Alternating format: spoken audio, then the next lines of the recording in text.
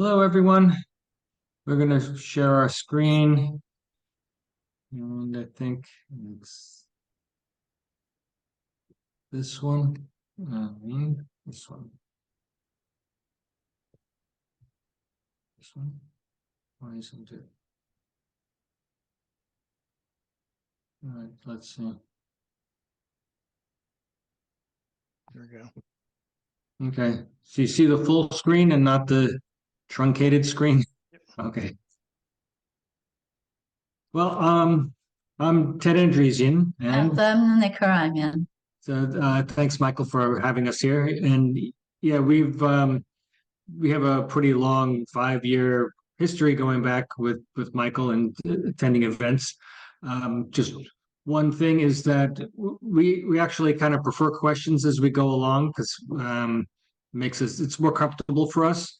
But if we're going to cover something a little bit later, we'll just say so.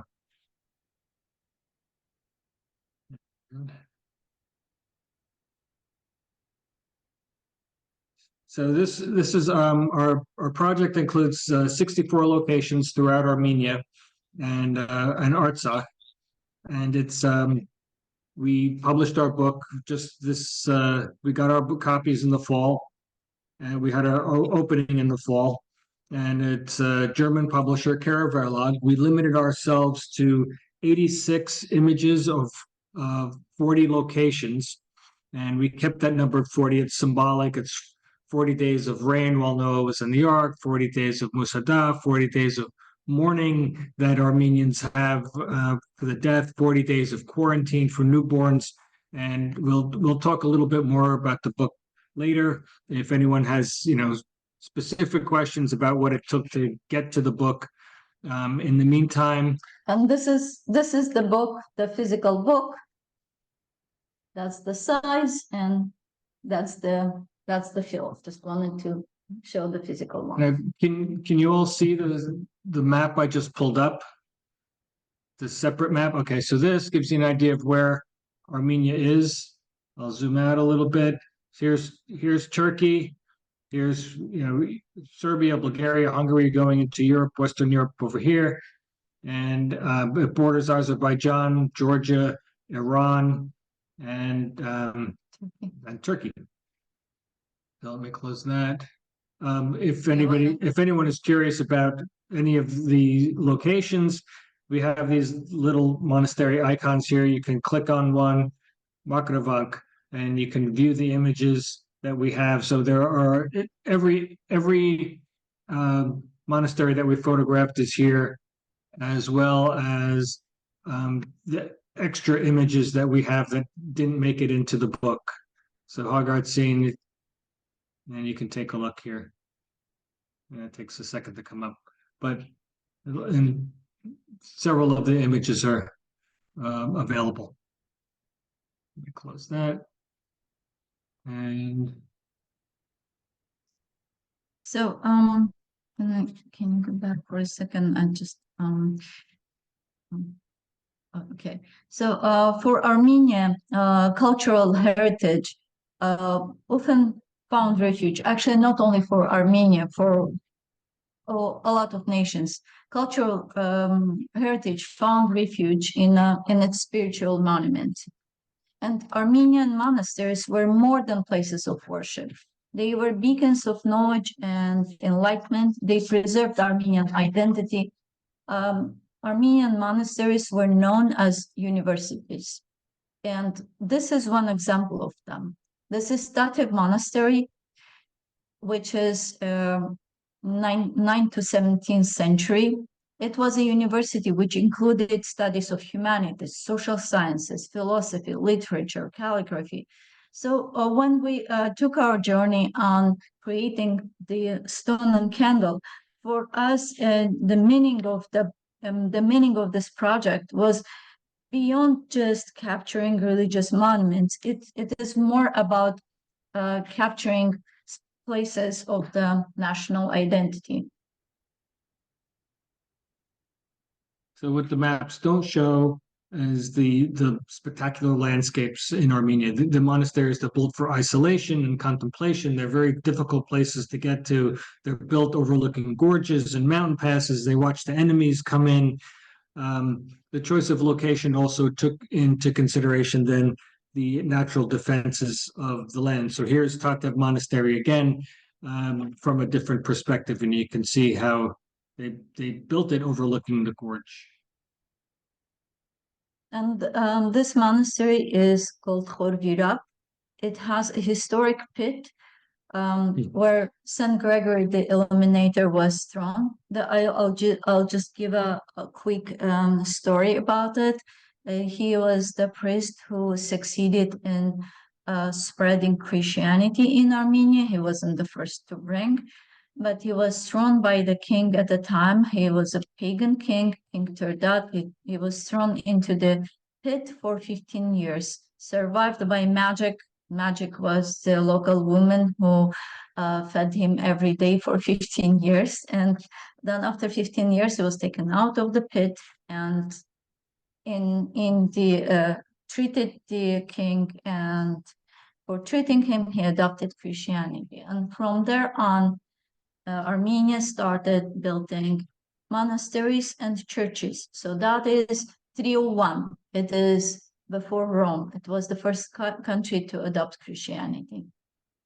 So here's another version, another view of Horvath, and some of you might know that Mount Ararat is where Noah's Ark settled after, and that's it in the background. And that's according to the traditional stories, the builders took stones from Mount Ararat to build other churches and monasteries throughout the country.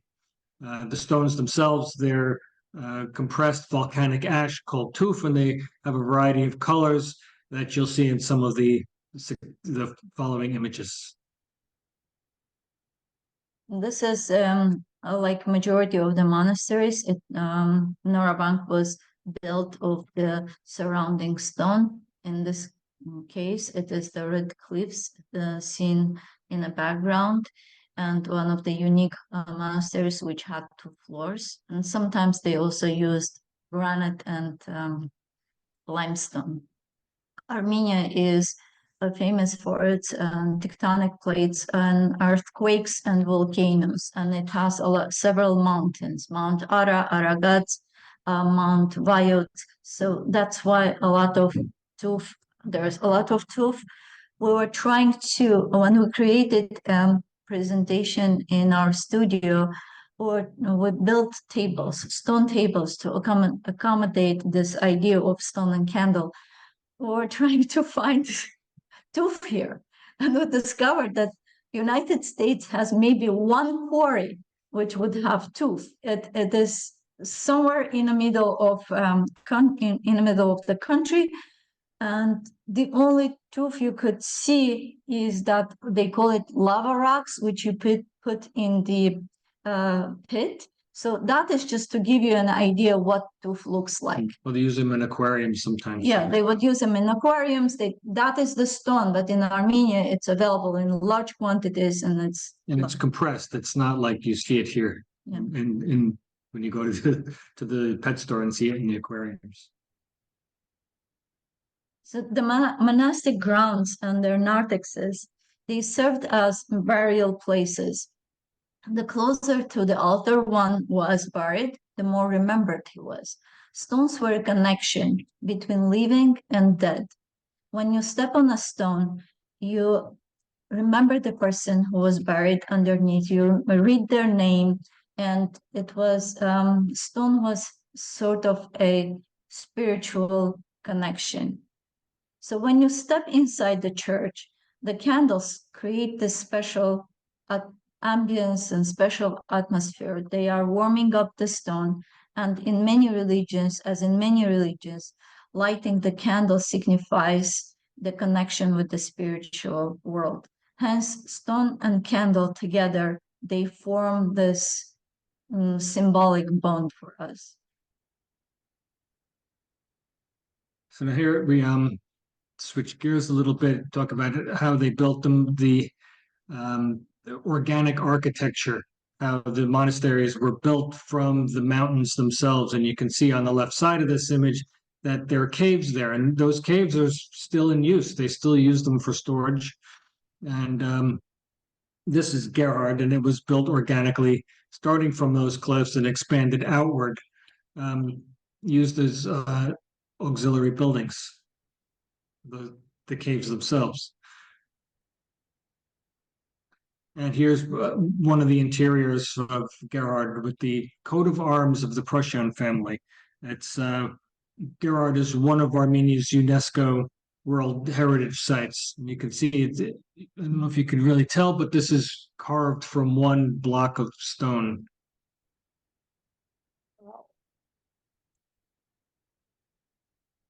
Another example of strategic location, natural defenses. This monastery is from the 5th century, and it's just an amazing place to be.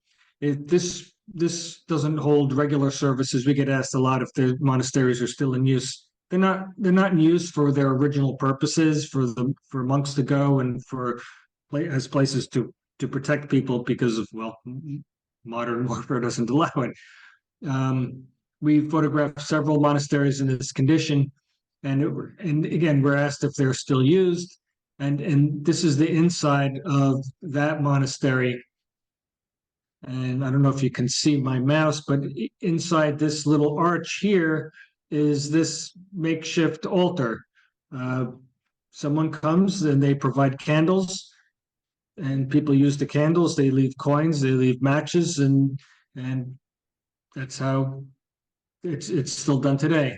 A lot of the places that are more accessible than this particular one, they're still used for services, baptisms, weddings, funerals, those kinds of things, but not as a monastery or university anymore.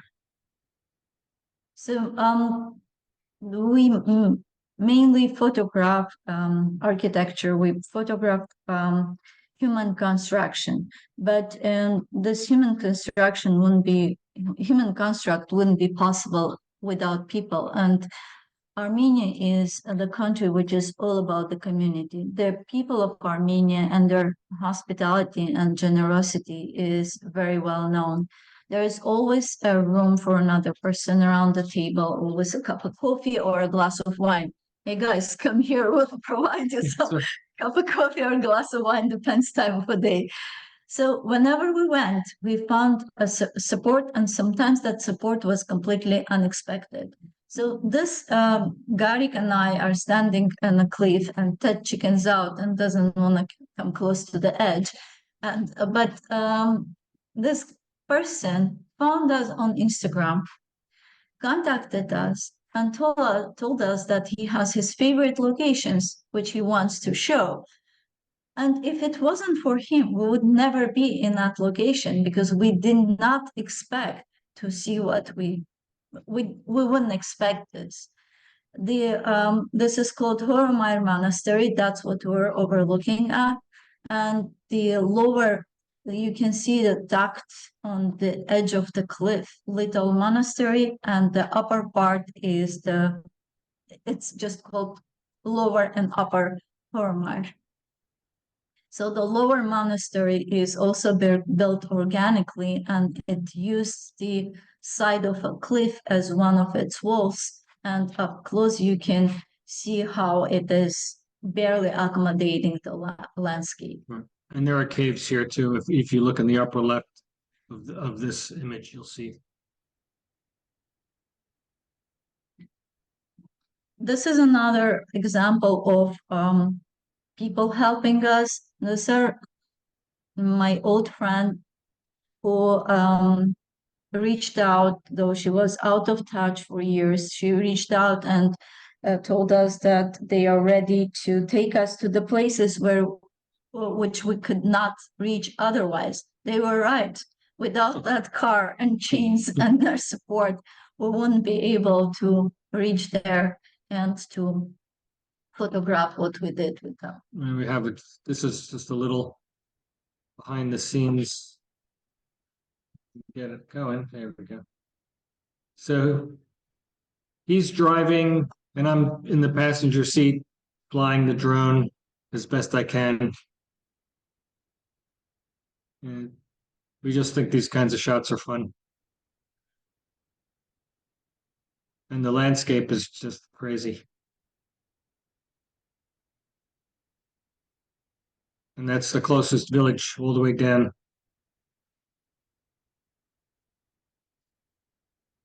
And this was the place where we were going on that car, Spitakavor Monastery of 14th century. Which we couldn't reach in the car. We ended up, the only way to get this shot was to fly the drone there.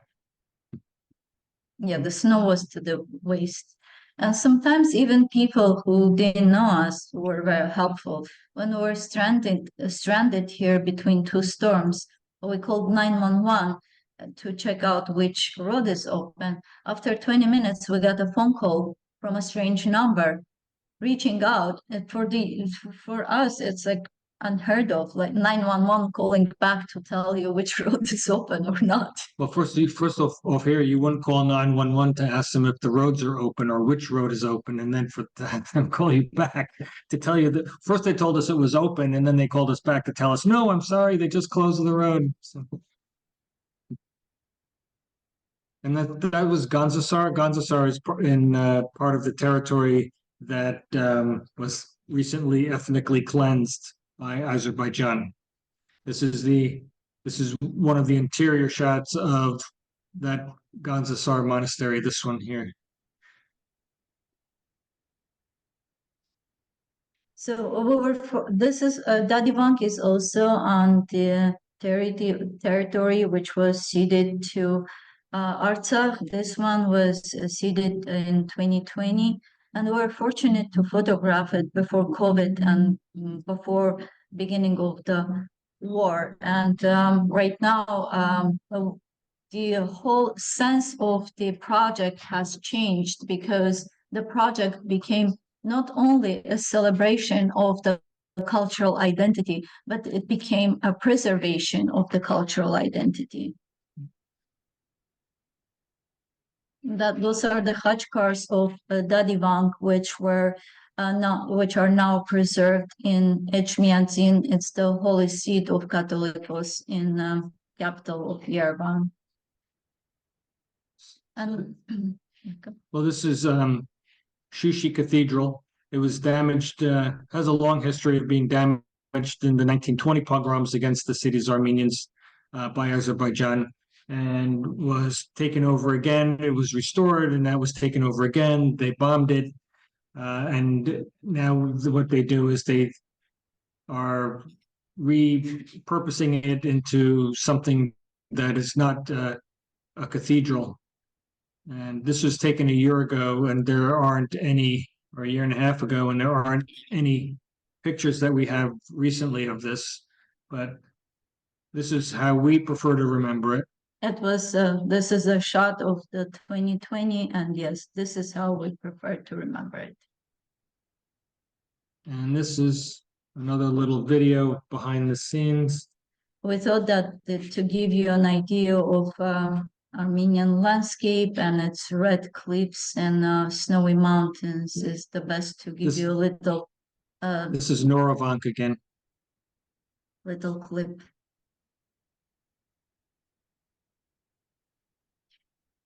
That's in Olori province. An old fortress on the top of the mountain.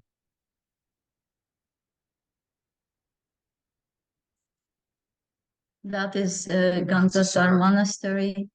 And this was what we just went through. Yeah, I can fast forward here.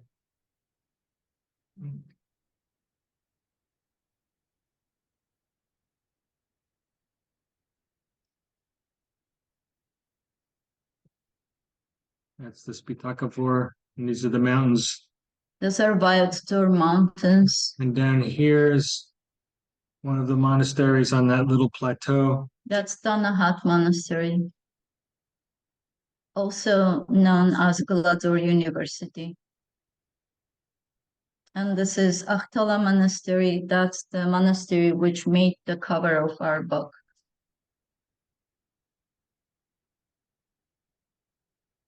And you're not supposed to fly your drone in a snowstorm, by the way. highly unadvisable. And that's that. And that's it.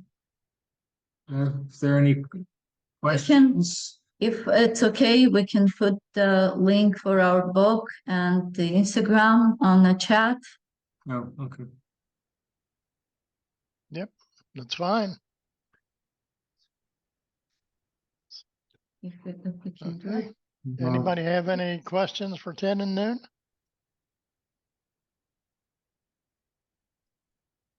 it's not- I came in late, so I didn't get to see the whole presentation. But your aerial views, your drone views, and were really nice. I like the contrast that you got between the snow and the stone of the buildings, the churches. What I saw, I thought it was really great. Wish I could have seen the beginning. Oh, thank you. Thank you. We were just telling in the beginning that if you go to our website, you can see under the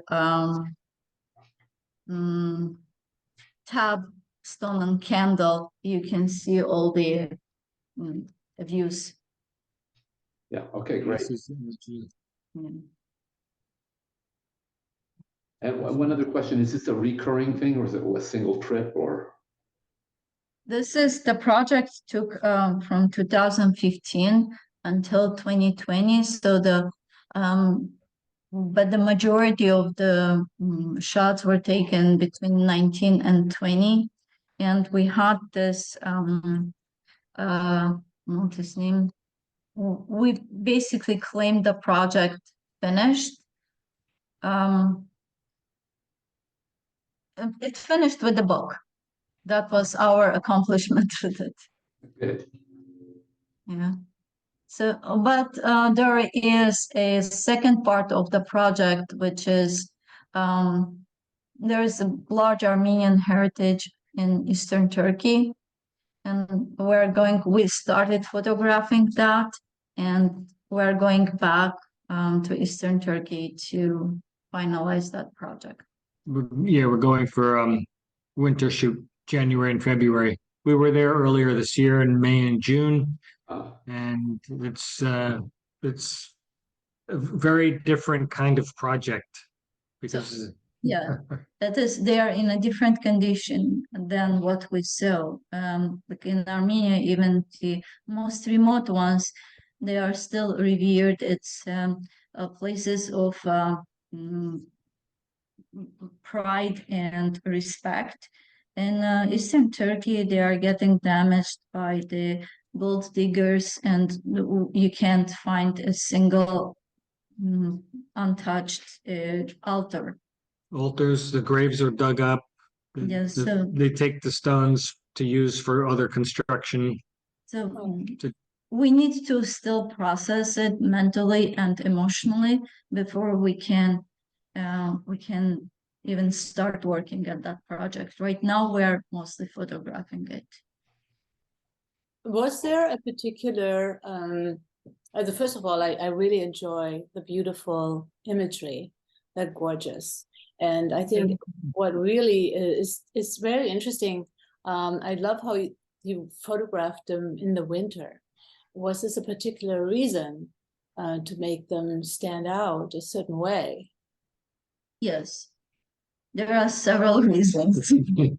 Well, first off, it's just very peaceful and quiet, and you get a much stronger spiritual sense when there's a blanket of snow everywhere, and you don't have, a lot of the more popular places, Noravank and Gerhard and some of the other big ones, are taught to have their tourists all the time. You can't get those kinds of shots without having large groups of people or cars in them. So, I see.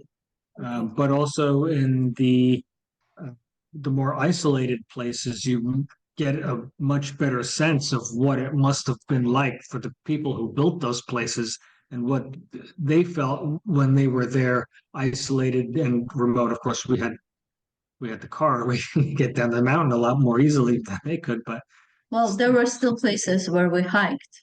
Oh, yeah, even in the snow, the ones which Yeah. are not accessible. Yeah. yeah, pretty deep snow.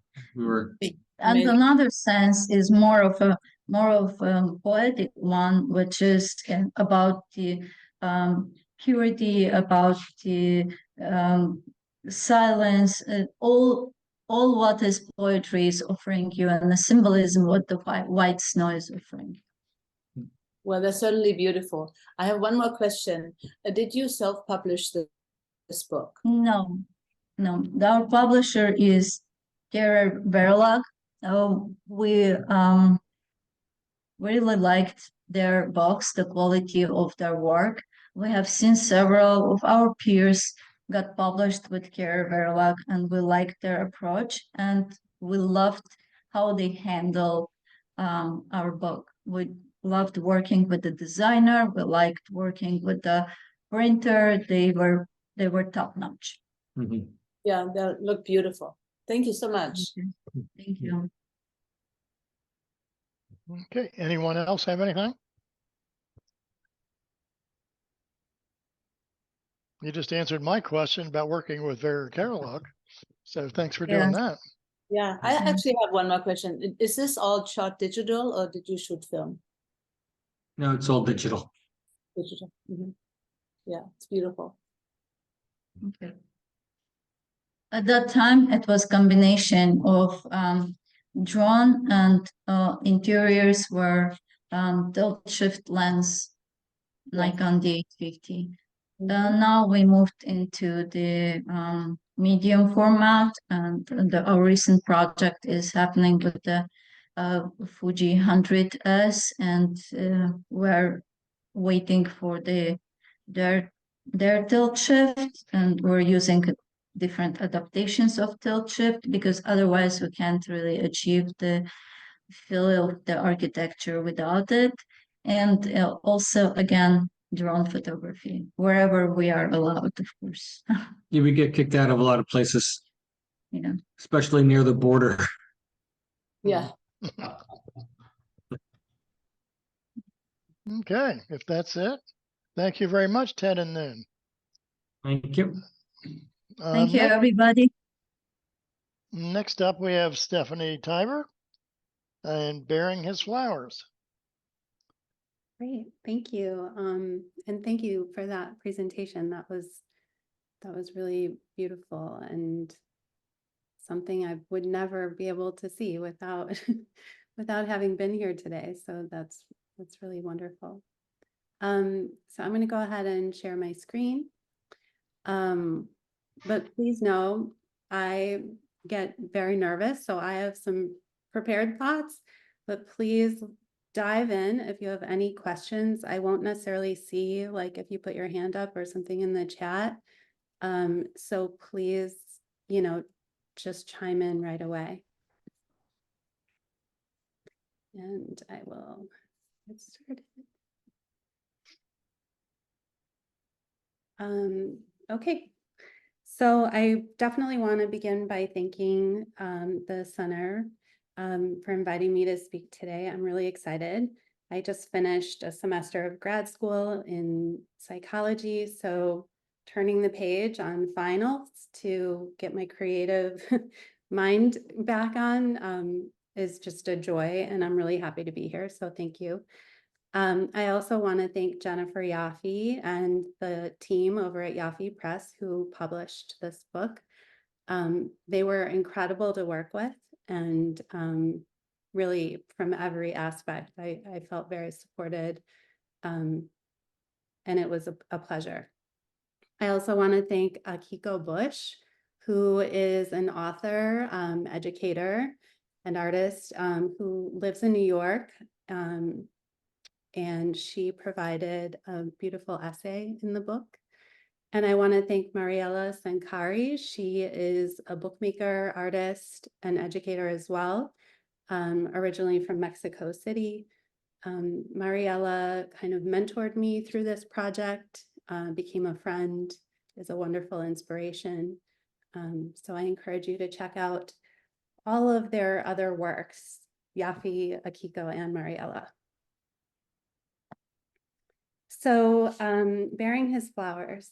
When I began making the work for this book, I was thinking about this particular Virginia Woolf quote, which I'll read right now. But her passion, her disgrace, her humiliation are all acted in dumb show. They are hidden either by silence or by flourishes and ornaments that amount to silence. This quote had always captured my attention and kind of bothered me. And I should probably take this moment to say, this is kind of a different speed from what we just saw. So this is kind of a very internal process that I'm about to share with you. So with this quote, I decided to split it onto the front and back end papers of the book. And in a way, this was a way of staging everything in between as an attempt to understand this rift between internal and external ways of being and feeling. So the quote, I realized, bothered me because it forced me to see that, just like it had implied, I too was hiding behind a veneer, partly by my own doing. So with this in mind, I challenged myself to confront these ideas. In bearing his flowers, I use metaphors to share a network of feelings that can be assembled, disassembled, and reassembled to tell different stories about how people think and feel over time and how self-concept changes as life unfolds.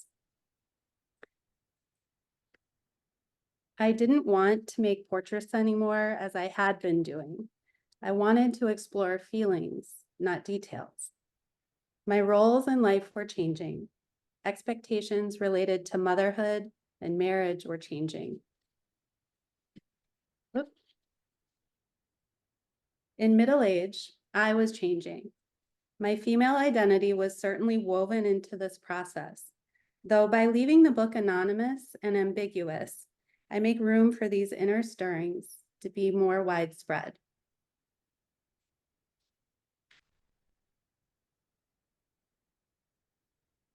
Oh, I don't know why my advance button isn't working. French philosopher Julia Kristeva coined the term intertextuality, referring to a way of conceptualizing the interconnections between a text and the other. For Kristeva, a text is ever-changing. It is constructed from everything that comes before it and reconstructed by all who encounter it. I turned to Virginia Woolf again, rereading her novel, Mrs. Dalloway, as I explored concepts of vulnerability. I insert my images into a copy of Mrs. Dalloway and re-photograph them to create new images, providing a different context for Woolf's words and my work. This new context becomes the subject.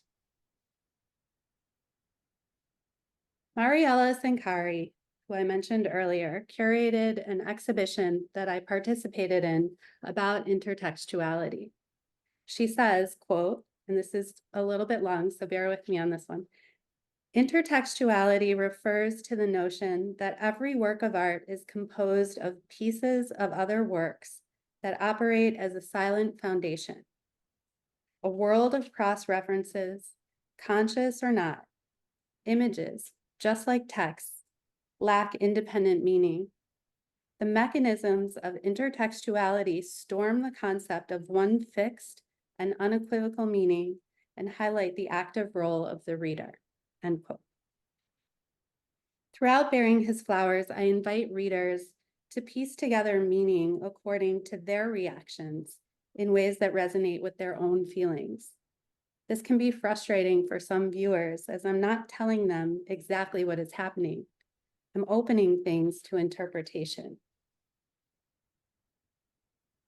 While the concepts of this project are related to my interactions with Woolf's writings, my approach to making the work is influenced by collage artists like Katrine de Blauer, and I'm also interested in the idea of constructing still life images by using my own photographs as objects to be reconsidered. I engage viewers with Woolf's text in another way. Some image titles are phrases from Mrs. Dalloway. For example, the title of the book is from Mrs. Dalloway. I also use my own words and the physics of waves, like amplitude or coherence, to hint at different emotional states. There is an index of images and titles at the end of the book, which can be used to create new meanings and connections between the images. So now that I've told you about the end of the book, I'm going to tell you about the beginning. The book begins quietly. There's no context, just a vague gesture, a way of establishing a presence in the here and now, while reifying the uncertainty of how to move forward. I use this hand throughout the book to position the present moment in relation to various memories, ambitions, and emotional states, suggesting that contemplation is not linear. I'm inviting viewers into a domain of thinking and feeling, where I am especially interested in the ways self-perception forms and comes to define self-worth, contouring the edges of private and public ways of being. Collage is a method I use to create a snapshot of this thinking process. I don't appropriate images to tell a different story. Instead, I use fragments of my own images to explore new possibilities. I'm learning that the story we tell ourselves is capable of change. Combining my images this way gives me a sense of control. Moving away from a passive voice, collage is a practice of making active choices. Waves also appear in my photographs, metaphorically, as different energetic states of the same view of Lake Michigan. Emotional fluctuations, like waves, have both a rhythm and a structure, which I interrupt by rephotographing my own images. This is a technique I use to create distance from the image, degrading it slightly each time, the way that memory recycles old ideas until they no longer serve us.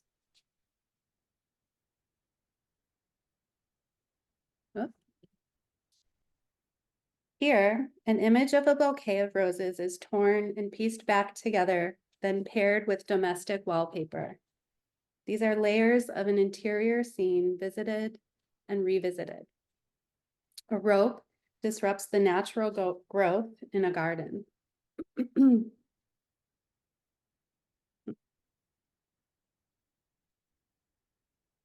The rope becomes a through line, like the hand, uniting everything inside this moment of contemplation.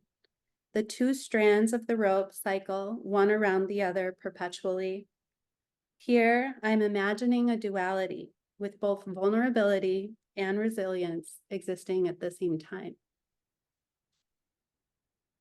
My use of the pleats in this skirt repeat the patterning of the waves and the rope, meaning all these things, change, life, struggle, they are all ongoing. These motifs repeat throughout the book. The simpleness of the images and their soft colors lull viewers into thinking this is something calm or pretty. But as the images come together, they give way to a sense that under the surface, something else is going on here. This image, titled Wavered and Quivered, lies at the center of the book.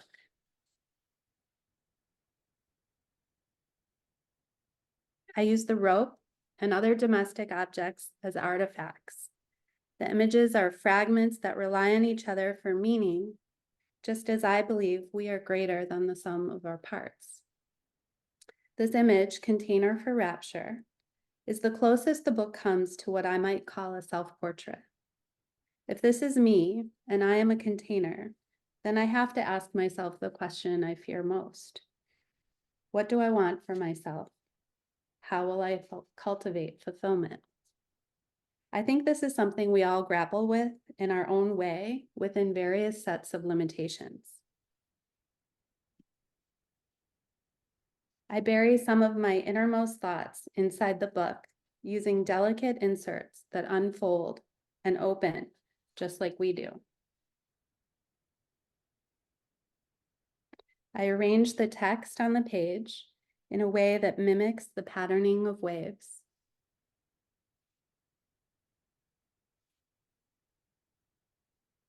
I'm not just sharing what I think, I'm sharing how I think. This is the last image in the book, titled An Inner Meaning Almost Expressed. Back to the intertextuality underpinning the whole project, this luminescent page-like object taped precariously to the wall reveals how vulnerability can be transformed into an experience of inner strength and meaning.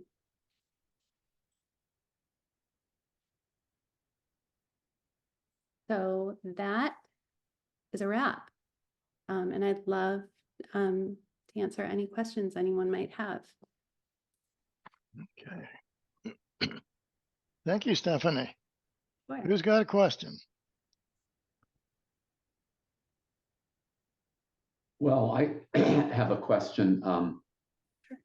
You had early, when you first started showing the photos in the book, you had a diptych. And if I remember correctly, it was a ocean scene with a rope going across. And then on the second side, that was on the left, on the other side was flowers or something. Yep. So yeah, that one. So I like the diptych, but when I see diptychs, I always try to think, what's the connection between the one on the left and the one on the right? And can you explain what the connection is here? This isn't actually a diptych. Oh, okay. I just put them here based on what I was saying. Okay. About how the water reappears in very different ways throughout the book. This was one. I think just before this, there was another one. Later, you see another. There's several repeating iterations, and they're all vastly different. But I think I also mentioned at this time that I rephotograph my images many times. So I might print them and rephotograph them. I think there's even one image in the book that is printed and rephotographed so many times, and on a couple of occasions I'm even photographing my screen as I'm editing the piece, so you get this little moire pattern. But in this image of the flowers, it's a pretty mundane image, as most of them are, for a reason of highlighting the mundane. But here I've created that, like, this pattern of the waves again by wrapping the image and rephotographing the print again. So I'm kind of on the one hand making, the print itself, I'm degrading the value of the print itself as the thing that matters. I'm kind of saying, no, this is the idea I'm trying to call attention to. And so this film over the front of this very mundane scene kind of becomes more important than the print itself. And that film is something like saran wrap or something, or Plastic, yeah. Mhm. plastic. Yeah. Very good. One of the title, I believe, is Tissue of Vanity. Okay. Thanks for that explanation. And, Sure. the way you presented it made me think it was a dip. No, I get that. I toyed with like just showing straight images, of the book itself, or being able to kind of mix up the images that appear in the book, and keep it to a certain number of slides, I have one more. That last photo you showed, I thought was the most interesting to me, because it's so abstract, and it's actually, it makes you think and question what's going on. Not that the other ones don't. I'm just saying this is the one that, for me, is really resonates, I guess. I gotta be honest, this one really resonates with me too. Oh, good. Yeah. It felt like a really good place to stop. Even when I was making the work, this kind of became a stopping point.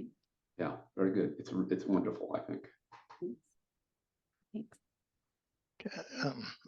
Excuse me.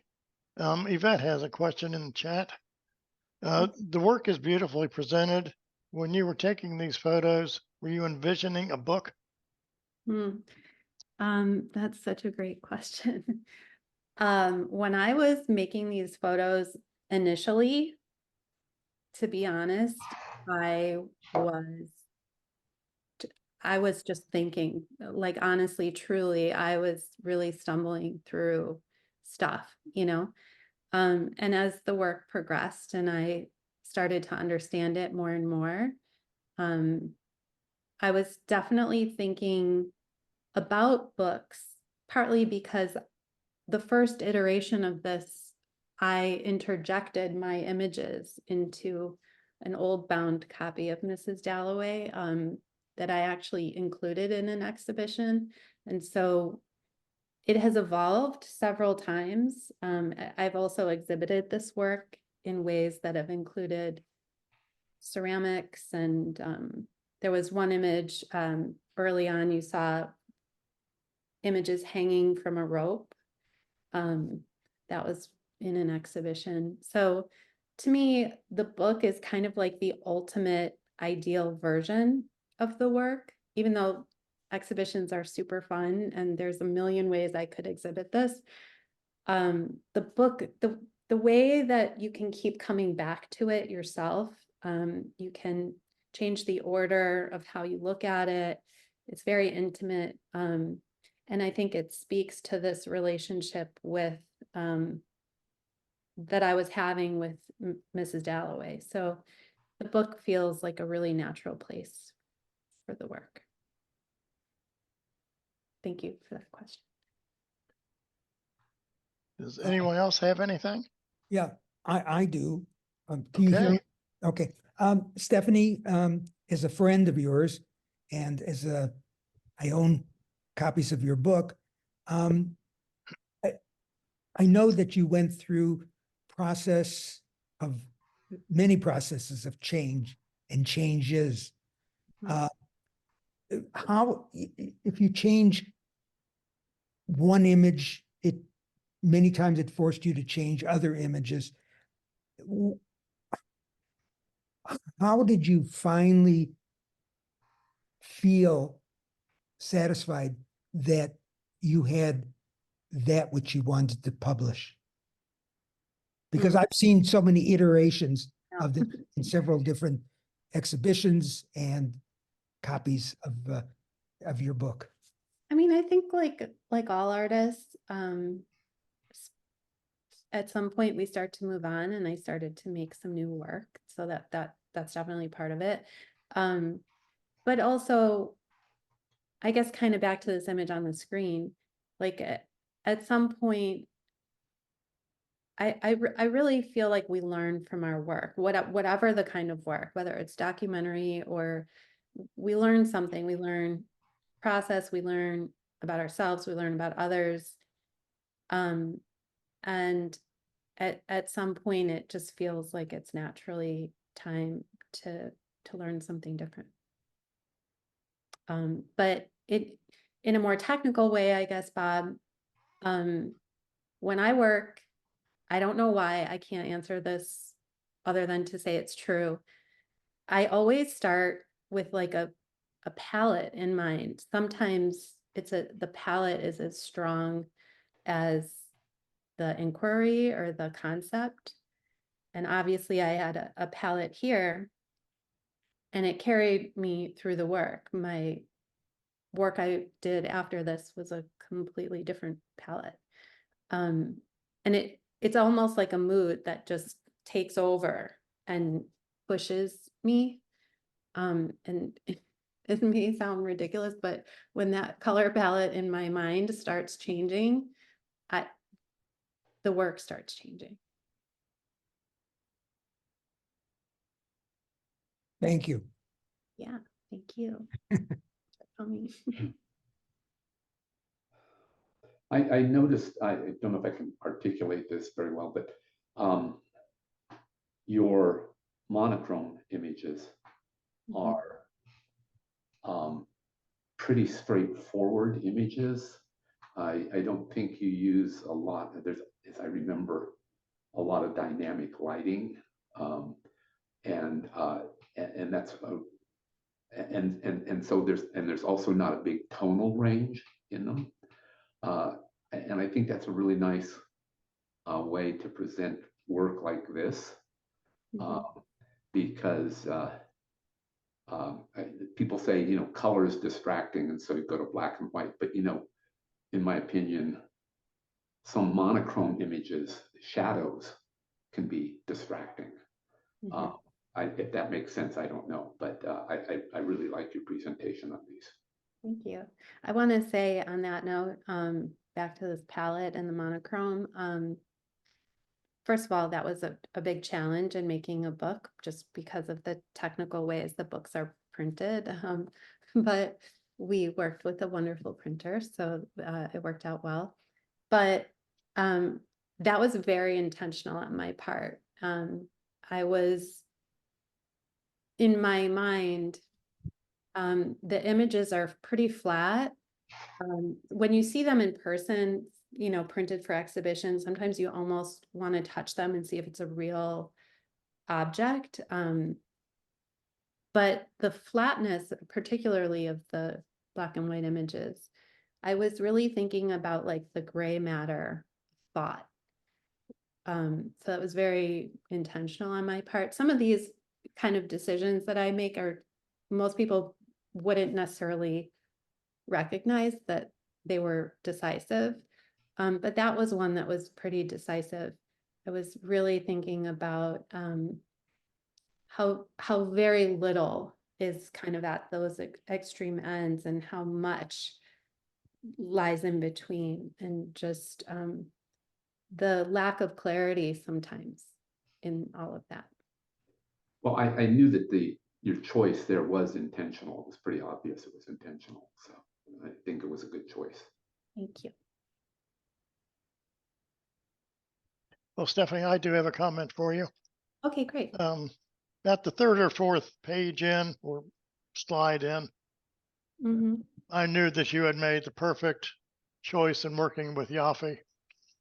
Because this project just screams Yafi Press. With your layering and your collaging and Yeah, all your I don't know. all the fun parts. And I knew that sooner or later we were going to have our little surprise, which you held out to the end with the fold outs. Oh, yes. Yeah. The fold out. Yeah. Yeah. So you made a great choice working with Jennifer and her team, and they did a great job for you. Yeah, they really did. They were awesome. Even when it came to like promoting the book and helping me through that, which was for me very difficult. They were really supportive. And just from the minute I met Jennifer, I felt, and this project had a life before her, and it's, you know, kind of like Goldilocks, like I really did land in the perfect spot. Yeah, for sure. Yeah. If you permit, one more question. Close to the beginning, you had 2 pages. One had that one right there. Yeah. And you mentioned that you were not doing portraits anymore. Yeah, these are not in the book. I was kind of showing these and this are not in the book. I was kind of showing like this was a departure for me. This project was a different way of working. I was leaving behind, you know, these are just a couple samples, but I was doing a little bit more straightforward work. It was still weird, don't get me wrong, but Yeah. it was not as abstract. But these are portraits. Yeah, I was They're not in the formal portrait studio kind of thought, you know. yeah, and that's what I'm definitely considering. Actually, I consider most of the work in the book to be portraits in a way. But these definitely were portraits, and I was wanting to move away from like being in these real moments to creating ideas about moments or creating, there were days I had no idea what to go photograph. Like it was like I was following feelings and trying to create sensation and sense and sensibility that isn't necessarily out there. You have to create it. Yeah, well, these two other than the color of the last photo, these are my two favorites. They're just amazing to me. They're beautifully made. Thank you. Also, my little participants were not really as interested in participating anymore. But, Yeah. I've actually since gone back and kind of melded both practices together a little in work I've done since. Very nice. So where can we find your book, Stephanie? Oh, yeah, that'd be cool if I had a slide for that, but I don't. I'll put it in the chat. But certainly on Yaffe Press's website, just yaffepress.com. Also my website, stephanietiber.com, has a link that'll take you right to Yaffe Press's website. And also, I guess on my website, stephanietiber.com, I had a very lengthy email conversation with Mariella Sankari, who, if you don't know her work, she's really an incredible bookmaker and educator, artist. And that conversation is typed out on my website, and you can learn a little bit more in depth. It definitely gets into some different stuff in that conversation than, what I talked about here. There's really a lot of layers, a lot of layers. Very good. Thank you. And Well, thank you everyone for coming. I appreciate Well, it. thank you. yes, thank you all for joining us today. We're going to call it a wrap there. Next month, January 20th, we've got Benjamin DeMint and Michael Honegger with their projects. Everybody enjoy the holidays and hope to see you next month. Thanks a lot, Michael. Thanks, Thank- Jim, for finally getting in. Yeah, I didn't know I had to have Zoom client loaded. I got a new computer and that's why. Oh, okay. Thanks. Okay, bye. Thank you. Thank you. Bye, everyone. Thank you. Thank you all. Thanks, Michael, for having us.